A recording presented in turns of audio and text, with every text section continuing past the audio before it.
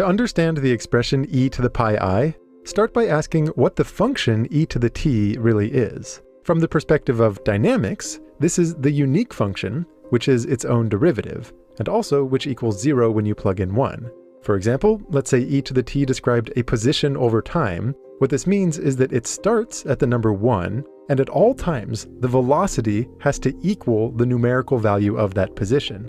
So even before knowing how to compute it or anything like that, you get this very strong intuitive feeling for how it behaves. It describes growth at an ever-increasing rate.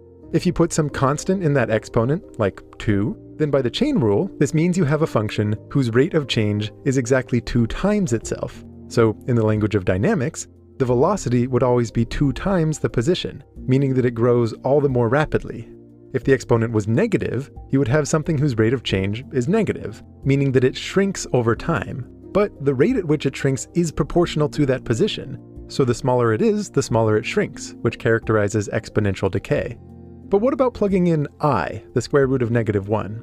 Well, interpreting this once more as a position, this tells us that the velocity is always I times that position, and geometrically, multiplying by I looks like rotating by 90 degrees. So if this had any meaning at all, you would want some kind of motion where the velocity vector is always a 90-degree rotation of the position vector.